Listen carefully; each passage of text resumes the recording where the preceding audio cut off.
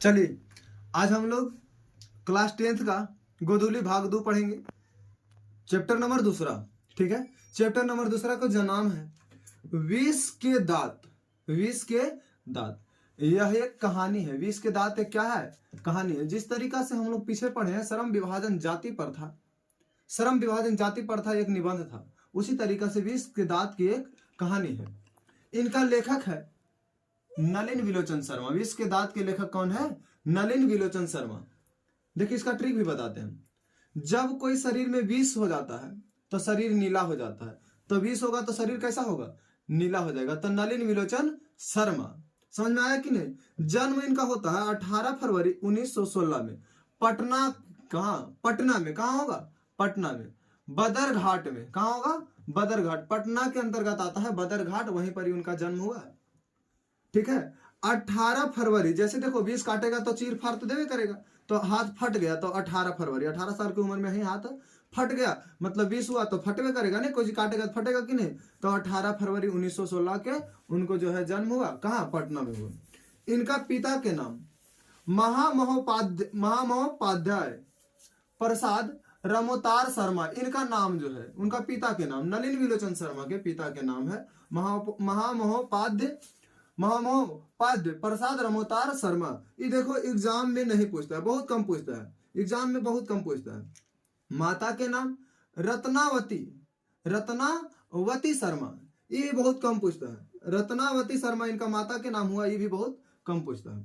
देखो प्रमुख रचनाएं, देखो जैसे देखो कुछ काटेगा, सांप उप काटता है तो जो विषोयन करता है तो दृष्टि से देखेगा, गलत दृष्टि से एकदम पूरा एकदम ऐसे एकदम निगाहें बने रहेगा, दृष्टिकोण से देख रहेगा। तो दृष्टिकोण जो है किनका है? एकदम दृष्टिकोण विष से होता है। तो मतलब इनका लेखक कौन हो गए? नलिन विलोचन शर्मा। इनका प्रमुख रचनाएं हैं सब। साहित्य, साहित्य का इतिहास का दर्शन, तुरंत इतिहास के दर्शन करा देगा। जैसी तोरा विष काटा ने तुरंत इतिहास के दर्शन तोरा करा देगा, ठीक है। मानदंड, तुरंत मान आदर हो लगेगा। कोई काटेगा कोची हो लो बहू कोची हो, तुरंत मान आदर हो लगता है जैसी तोरा विष को काटा दो। प्रेमचंद, प्रेम त्रेम सब खत्म हो जाएगा इसमें। जैसी तोरा सांप उप काटा तैसी प्रेम त्रेम सब खत्म हो गया। तो ये सब नलिन विलोचन शर्मा के। जैसे याद रखना, यहां से जोड़ना इसको। इनका लेखक हो गया नलिन विलोचन शर्मा। संत परंपरा, संत परंपरा मतलब एकदम शांति हो जाएगा विष काटेगा तो संत परंपरा। और साहित्य, और क्या चीज होगा? साहित्य। समझ में आया? ये जो था इनका जो है नलिन विलोचन शर्मा के पूरा परिचय था। जैसे हम बोले नलिन विलोचन शर्मा का जन्म जो हुआ 18 साल में फट गया, मतलब 18 फरवरी 1916 में पटना में बदरघाट में। विष के दांत के लेखक कौन है? विष होता है शरीर नीला हो जाता है, मतलब नलिन विलोचन शर्मा। पिता के नाम महामहोपाध्याय रमोतार शर्मा, माता के नाम रत्नावती शर्मा। देखो जो रचना किए थे, मतलब रचे थे, कोई बुक को लिखे थे, तो जैसी विष के दांत है उनका लेखक है नलिन विलोचन शर्मा। तो एकदम दृष्टिकोण से, जैसे विष के दांत, कोई चीज 20 वाला काटा ना, 20 वाला चीज काटता है तो एकदम दृष्टिकोण से बने रहता है कि टप से मारिए देंगे। फिर हो गया साहित्य, साहित्य का इतिहास दर्शन, तुरंत तोरा दर्शन हो जाएगा इतिहास के कि सांप कैसे काटो हो भैया, हो गया नहीं। और फिर देखो मानदंड, तुरंत मान आदर हो लगेगा, चलो मानो भाई मानदंड भी इनका हो गया नलिन विलोचन शर्मा। प्रेम आदर तुरंत आ जाएगा, सब भुला जाएगा इस सब में, तो नलिन विलोचन शर्मा इसका भी हो गया। शांति से बैठ जाएगा, परंपरा एकदम शांति तोड़ हो जाएगा, एकदम बैठल रह चुक मुको से एकदम शांति। संत परंपरा, इसको क्या बोलेंगे? संत परंपरा। ये सब जितना भी लिखल है, जितना भी प्रमुख पुस्तकें हैं, सब इनका रचयिता कौन थे? नलिन विलोचन शर्मा। चलिए अब हम लोग कहानी को तरफ चलते हैं, ठीक है। चलिए जो कहानी बोल रहे थे तो उसमें क्या चीज बोलता है ना, एक गरीब घर का रहता है। इन लोग जितना परिवार है सब गरीब घर के हैं, आई सब जितना भी है सब राजा महाराजा घर के हैं, ठीक ने। देख रहे हैं पूरा गाड़ी फरारी उरारी सब चीज रख ले। ये गाड़ी के रंग काला है इसलिए थोड़ा काला से इसको पेंट कर दिए, ठीक है। इनका नाम है गिरिधर लाल, ये गरीब घर के हैं। अब गरीब घर के ही बेचारा गए हैं कहाँ? ये जाते हैं एकदम रास्ते रास्ते रास्ते रास्ते रास्ते रास्ते के पास कहाँ जाते हैं? सेन साहब के घर जाते हैं। सेन साहब के घर जाते हैं या किरानी के काम करते हैं। क्या काम करते हैं? किरानी के काम करते हैं। किरानी के काम करते हैं मतलब लिखा पढ़ी वाला काम करते हैं। किनके पास करते हैं? सेन साहब के पास, ठीक है। सेन साहब के जो है 4 पुत्रियां थी। कितने पुत्रियां थी? 4 पुत्रियां थी, जो कि कठपुतलियां, चमक धमक, मतलब जो इसको चमक धमक ये अलग चीज हुआ, चमक धमक इसको बोल रहे हैं रंग, कार के रंग। कठपुतलियां, कठपुतलियां के मतलब उसको जैसे कर देवल जाए उसको क्या चीज कहेंगे? कठपुतलियां के मतलब क्या चीज हुआ कि उसको जैसे कहेंगे उसको क्या कहेंगे कि जैसे कहा तो काम करे तैसे वो करेगा। समझ में आया कि नहीं? बात समझ में आया? देखो एकदम ही जो है सब चारों पुत्रियां जो है उन लोग को कठपुतलियां थी, ठीक है, मतलब इनको कुछ भी कह दो वैसे काम करेगा, ठीक है। अब इसका क्या ची नाम है, इनका कितने पुत्री थी? 4 पुत्रियां थी। किनका? सेन साहब की कितना पुत्री थे? 4 गो। सेन साहब की कितने पुत्री थी? 4 गो। चारों के नाम क्या चाहिए? सीमा पर जाना है, सेना है तो सीमा पर जाएंगे, ठीक है। रात के समय तो रजनी, ठीक है। बोला कि बोल तुम आओ तो आए लोग बोलता है, ठीक। तो फिर आता कौन है? सफाली। सफाली आके आरती उतारती है, ठीक है। बोलता है सेना है तो सीमा पर जाएगा, रात में जाएगा तो रजनी। बोलता आए लो तो कौन आई? सफाली आई। तो बोला आरती उतारो तो आरती। समझ में आया? सीमा पर गया, रात को गया तो रजनी, आए लो क्या आया? सफाली आई तो आरती उतारो। समझ में आया कि नहीं? ये 4 गो उनका पुत्री था, उनका नाम था, ठीक है बबुआ। अब क्या होता है कि इसमें जो इनका जो है, किनका? सेन साहब के 4 पुत्री थी, तो इनमें क्या चीज है? पुत्री कितना है? टोटल 5 गो, सॉरी 4 गो बोल रहे हैं, 5 पुत्रियां ने, 4 गो बोल रहे हैं बार बार। 5 पुत्री थी। कितने पुत्री थे? 5 गो, 5 गो, सॉरी 5 पुत्रियां थी। एगो के नाम है जैसे सेना है तो जाएगा सीमा पर, रात के जाएगा तो रजनी। बोलता आ गलो तो मतलब आ लो, और उसको क्या आई? सफाली आई। सफाली तब आरती उतारो तो हो गया आरती। चलो अब जो है उनका 4 पुत्रियां थी, मतलब जैसे मतलब उनको घर में इतना अच्छा मतलब कानून ऐसा बनल था घर के कि जो 5 पुत्रियां थी उनमें कोई एगो खिलखिला के मतलब हंस नहीं सकता था।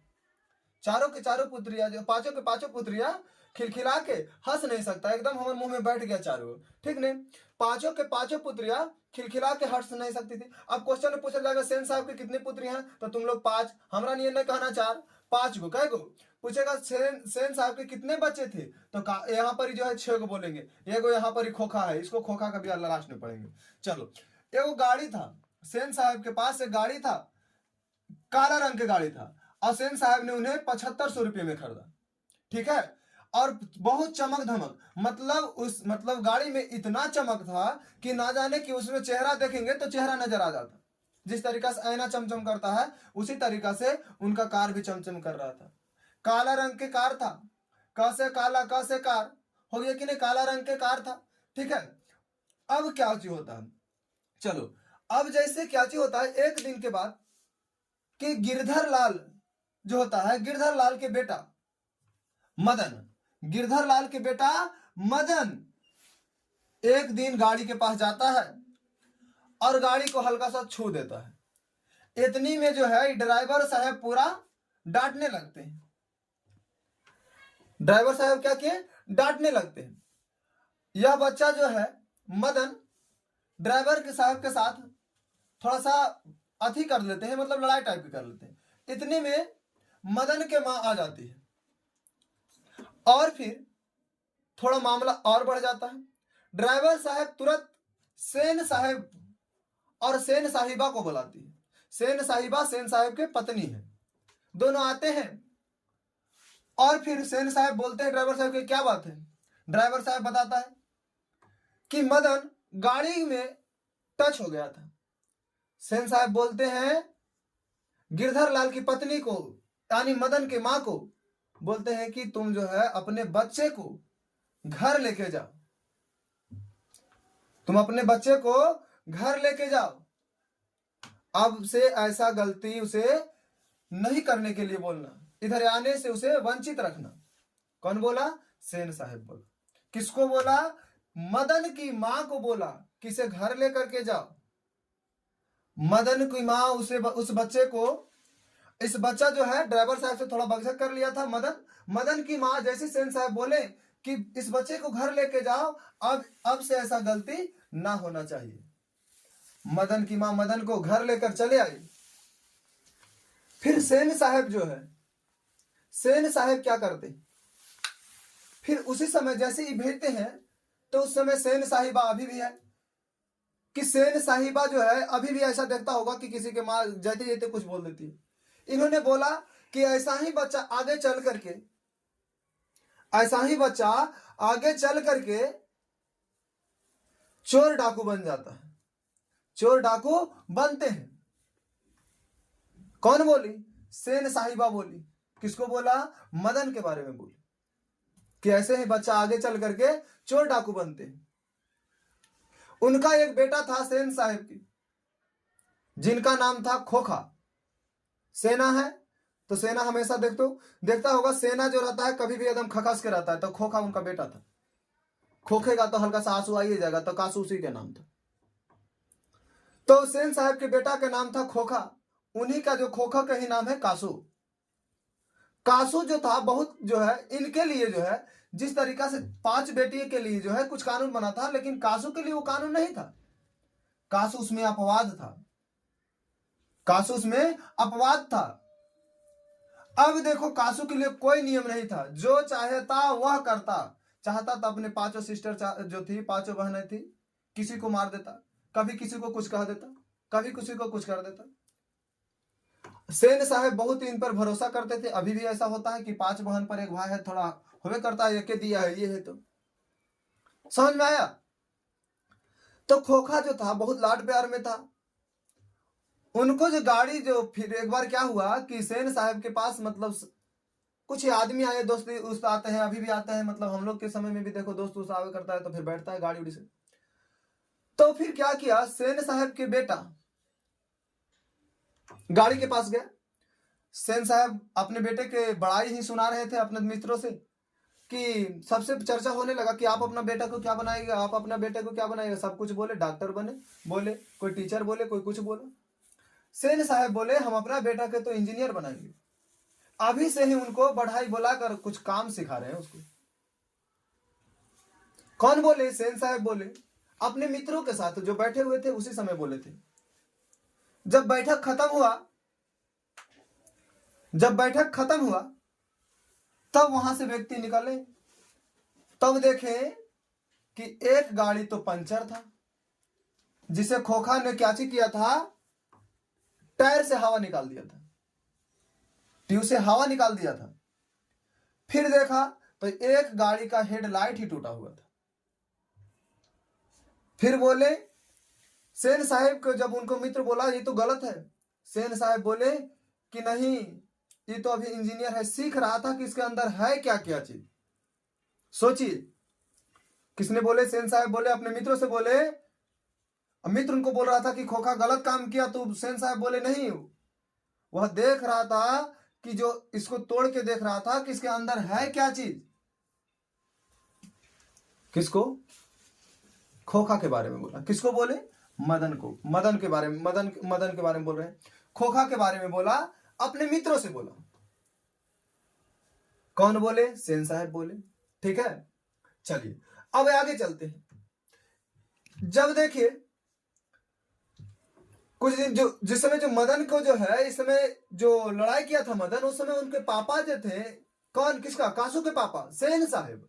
सेन साहब जो है गिरधर लाल को कुछ बातें सुनाए, कुछ ऐसा से मतलब क्रोध वाला बातें बोला। अब काम करता था तो ये बोलता था, तो फिर गिरधर लाल को सुनना पड़ता था। गिरधर लाल बेचारा आया घर और अपने बेटे को मदन को जमकर धोवाई कर दिया।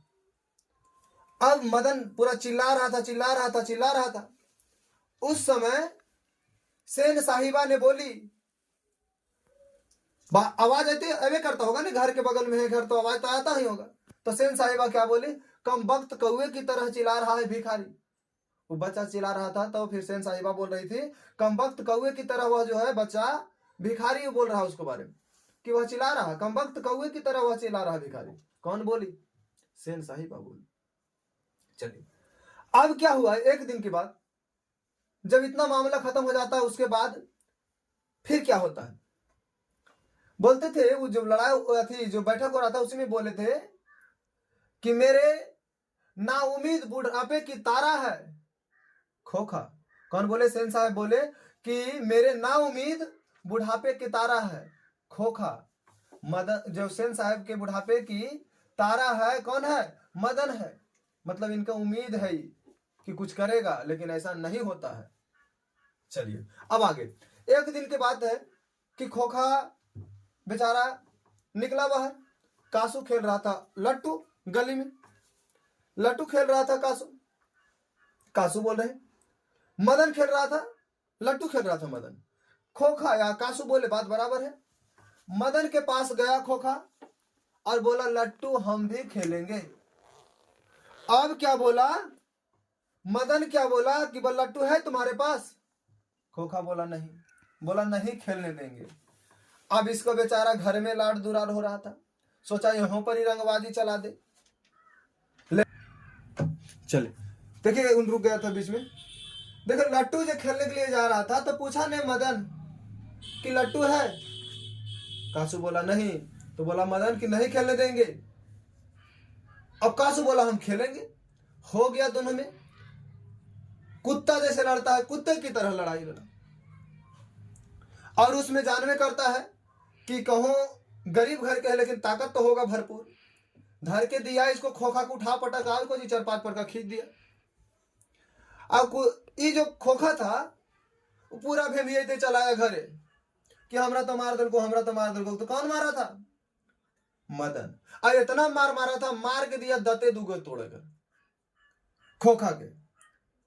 मदन जो इतना मार मारा, मार के दिया कर दुगो दाते तोड़, मतलब इसको नक्शे बिगाड़ दिया मार के खोखा के। चलिए अब जैसे घर आया तो फिर से अब डर हो गया किसको? मदन के, कि तैया तो इतना किए तो हमारे पापा तो इतना सोट दिए, अगर आज इतना कर दिए तो आज तो आप गर्दा उतरल है। तो देखो जीवन के नियमों का अपवाद था खोखा। खोखा जो था जीवन के नियमों का अपवाद था, यह नियम का पालन नहीं करता था। उनके पिताजी चाहते थे कि वह बिजनेसमैन और इंजीनियर बने। मदन जो था 5 से लेके 600 वर्ष के बीच में था उसका उम्र। खोखा और मदन के बीच में लड़ाई हुई तो वहां पर ही बोला जाता है कि महल वाले की जीत होती है। झोपड़ी वाले और महल वाले में हमेशा महल वाले की जीत होती है, लेकिन ऐसा गलत है। जब देखो झोपड़ी वाला साथ दे देता है तबे महल वाला की जीत होता है। वहां पर कोई नहीं बचाया इसको, खोखा को तो धर के दिया सोट, मदन गर्दा उड़ा दिया को जी। मदन डर से घर से बाहर बैठल है। अब मदन जब रात को घर आया, खाने भूख तो लगवे करेगा ने, कितनू लड़ाई कैले है कितनू कुछ कैले, भूख तो लगेगा ने। खाने के लिए गया रात को घर, तब देखा कि पापा और मम्मी उनका गप कर रहे थे। तो सोचा कि बल हमरे बारे में तो चर्चा नहीं चल रहा, तो इसलिए एकदम धीरे धीरे कदमों से घर गया और फिर किचन में गया, खाना खाया और खाना कर बाहर आ रहा था। तब बाहर बरामदे में एक बर्तन धरा हुआ था, बर्तन में पैर बज गया और बर्तन झनझना उठा। इतना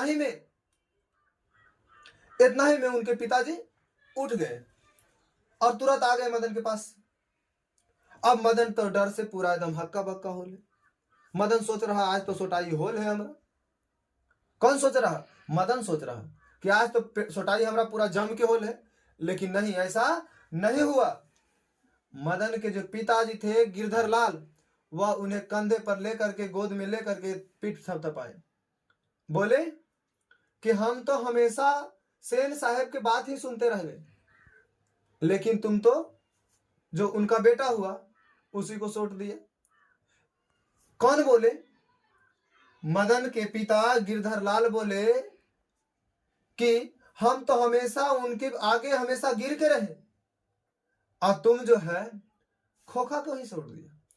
मतलब तुम्हें जो यहां पर क्या बोले, यहां पर जो क्या बोले कि तुम तो जो है हम जिनके घर काम कर रहे थे उसी को मतलब मारा, पूरा अच्छा से उसको धोवाई कर दिया, सोटाई कर दिया पूरा अच्छा से। मतलब गरीब और अमीर में अंतर बच्चा ऐसे भी नहीं समझता है।